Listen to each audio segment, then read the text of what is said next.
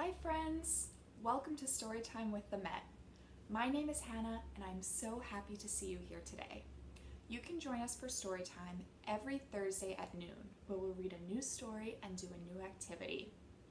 Before we get started, let's sing our Storytime welcome song just like we do at the museum. It goes to the tune of This Old Man. Ready? On the count of 3. 1, 2, 3. Welcome friends, get ready, get set for story time at the Met, where we love to read and sing and look at works of art and picture books. We'll use our eyes to look and see. We'll use our ears to hear stories. Now we'll take a seat and give a shh. Let's begin with our first book. Beautiful job! I hope you helped me out with singing that song. Let's get started with today's book. It's called Introducing Teddy, a gentle story about gender and friendship, by Jessica Walton and illustrated by Dougal McPherson. This story has a great moral and it also has some great illustrations. Errol and Thomas the Teddy play together every day. They ride their bike in the backyard, they plant vegetables in the garden, and they have sandwiches for lunch in the treehouse. And they have tea parties inside when it's raining. Do you have any special activities you like to do inside when it rains? It's actually raining where I am right now. I usually like to watch movies or read a book when it rains. One day, Errol woke to find the sun shining through his bedroom window. "Hooray!" he shouted. "Come on, Thomas. Let's go to the park and play." Thomas the Teddy didn't feel like playing. "You seem sad today, Thomas," said Errol. "Don't worry, the park will cheer you up." Thomas the Teddy wasn't so sure. Can you tell where they are in this picture? Judging from their car seats and these dark gray lines around them, maybe these little locks, I'd say they're in the car going to the park. Oh no, even the swing isn't working. "What's wrong, Thomas? Talk to me." "If I tell you," said Thomas, "you might not be my friend anymore." See him turning away from us? "I will always be your friend, Thomas." Thomas the Teddy took a deep breath. "I need to be myself, Errol. In my heart, I've always known that I'm a girl Teddy, not a boy Teddy, and I wish my name was Tilly, not Thomas." "Is that why you've been so sad?" Errol asked. "I don't care if you're a girl Teddy or a boy Teddy. What matters is that you're my friend." "You're the best friend a bear could have," said Tilly. And there they are, giving each other a big hug. "Now that you're feeling better," said Errol, "let's call our friend Ava." "Hi, Ava. Teddy and I are at the park. Do you want to come and play?" "Sure, Errol. Let me just finish building my robot." That's a pretty cool hobby, isn't it? "Hi, Errol. Hi, Thomas," Ava called as she sped toward them. "Hi, Ava," said Errol. "Teddy has a new name. Let me introduce you to Tilly." "What a great name," said Ava. "Let's go and play, Tilly." Wait, I'm just moving my bow tie, said Tilly the teddy. I've always wanted a bow instead. Here's her new bow. Good for you, Tilly. Wear whatever makes you happy, said Ava. I think I'll get rid of my bow. I like my hair free. Look at this free hair. Errol, Ava, and Tilly played all morning until it was time to go home. See you at our next tea party, Errol said as Ava stepped onto her scooter. See you there. I'm bringing a friend, Ava yelled as she sped away. Can you wave goodbye to Ava?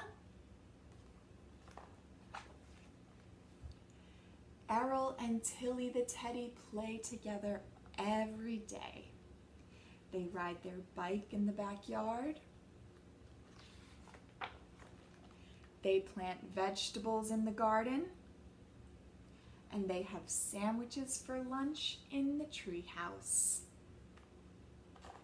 What else do you think they do?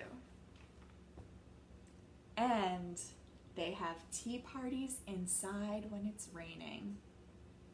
Not so much has changed, but look who else is there. Ava finally built her robot. The end. But before we finish, here's a portrait of Tilly. She's on the seesaw with a big smile and a big bow on her hair. The end. Thank you so much for listening to that story. Before we move on, I want to read one more quote from the back of the book. It says, "Girl or boy, only you know who you are on the inside, but the best thing you can be is a good friend." The end for real this time. All right, did you learn anything new from that book? I learned that you can be friends with people who are different from you, and how important it is to show that you love and care someone, especially when they're going through a hard time. I also learned that gender is more open and fluid than just being a boy or a girl. Gender can change based on how people feel on the inside. Let's take a look at a piece from the Met's collection to learn a little bit more about gender. Here's a painting by Auguste Renoir. It's called Madame Georges Charpentier and Her Children. It was painted in 1878. Let's take a close look and see who we noticed. I see one grown-up. I see two children. And I see one big fluffy dog.